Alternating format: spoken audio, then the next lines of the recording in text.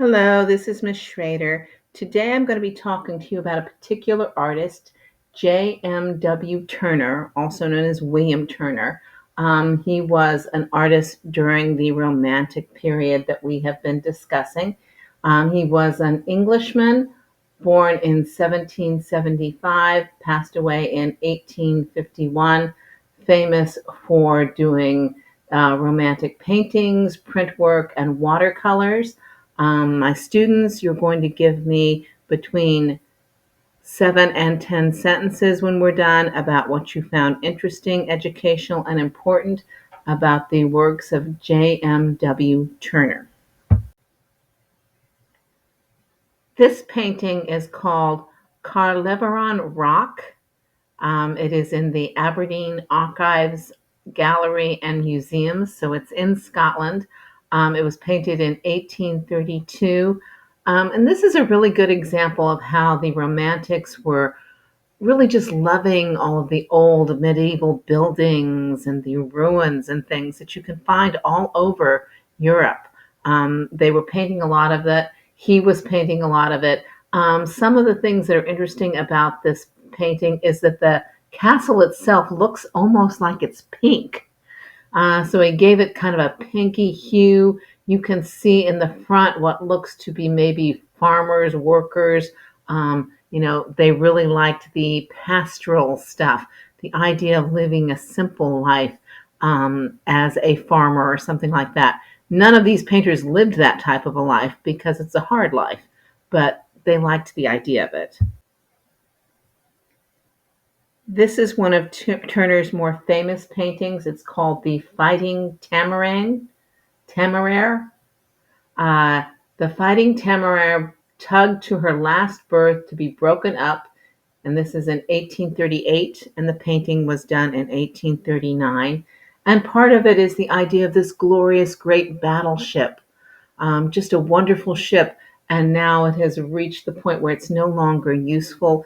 It's going to be broken up, and the pieces are going to be used for other things, and it's so sad. As you look at the painting, though, I want you to look at the golden sunset over to the right, casting gold down onto the water, making it look really lovely.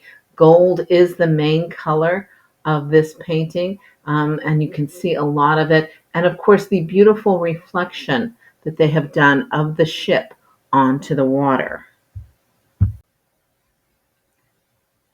This is another one of his most famous paintings. It's called Rain, Steam, and Speed. It was done in 1844. It's also from the National Gallery in London. This is a very different kind of a painting. It's almost a modern style painting. And he's talking about this rather abstract image of the train that he has sort of towards the right, rushing forward across what looks to be a bridge. If you look to the left, you can see a tiny little boat in the water with some fishermen in it. Once again, you can see a lot of clouds being shown. It looks like it might be raining because, of course, he says there's rain. So rain flooding down, but he's also trying very hard to get you to see the speed of the train as it goes forward. This painting is called Snowstorm, Hannibal and His Army Crossing the Alps. This is from 1812. It's oil on canvas. It's currently at the Tate Museum, which is in London. If you know your history, you know that the General Hannibal, he's at war with the Romans, and he decides to surprise them by attacking them from the north, crossing the Alps, as compared with attacking them from the sea. To me, as I look at this painting, one of the things I notice is that most of it is made up of clouds and mountains. And once again, the landscape concept that you normally see with the Romantics. He's not spending a whole lot of time on the people. The people look like they're really struggling to get across the Alps, and they were, as I understand it. But the focus is really on the majesticness of the Alps and how beautiful they are.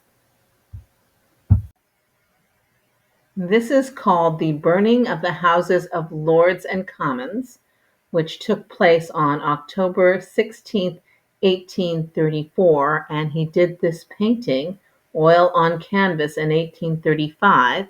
The painting is currently in the Philadelphia Museum of Art. And as you look at this, he's depicting an event that took place during his lifetime, just a year before he painted it. But you'll notice he's showing the grand beauty of the old bridge on the far right side, even the tall pillars of the Houses of Lords and Commons as they are about to be engulfed in flames. The next thing you should notice is that he is providing a dramatic light source in the fire, which is reflecting on the water beneath, as well as filtering away slowly as it goes up to the top. There's a lot of landscape ideas here, even as he is depicting a tragedy. This is a completely different type of painting for Turner. This is called Venice, the Dogana and San Giorgio Maggiore. I probably said that terribly, from 1834, and it is in the National Gallery of Art in Washington, D.C. And so it is showing a trip to Venice. All of these artists at that time would have made the grand tour, visiting all the great ancient sites in Europe and around the Mediterranean.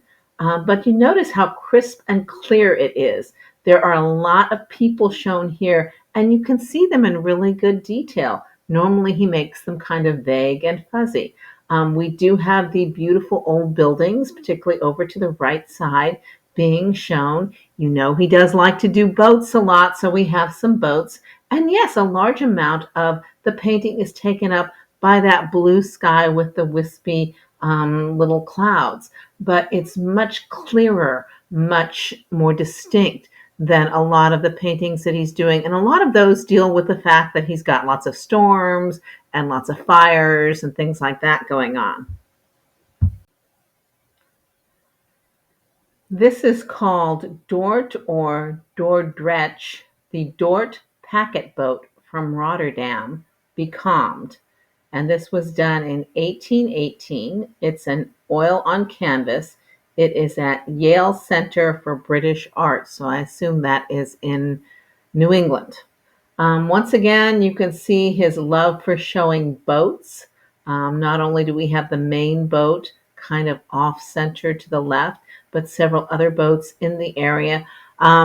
When they're talking about be calmed, it means that the water is calm, which is going to make it hard for the boat, a sailboat, to move. And so they're struggling with that. In fact, the people in the little boat to the left might be actually rowing to get the boat to move.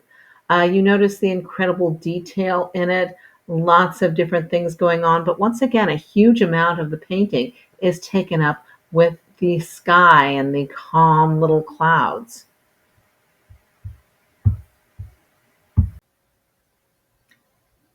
Here we have a painting of Turner done by his friend John Linnell. It was done from memory because Turner was a very eccentric man and he refused to allow anybody to paint him. He never married. He didn't really seem to like people very much. He lived the bulk of his life with his father. When his father died, he had a housekeeper to take care of him and things like that. But he seems to have avoided dealing with people, and as he grew older, suffered very severely from depression. All right, my students, you are giving me between 7 and 10 sentences about what you found interesting, educational, and important about the paintings of JMW Turner.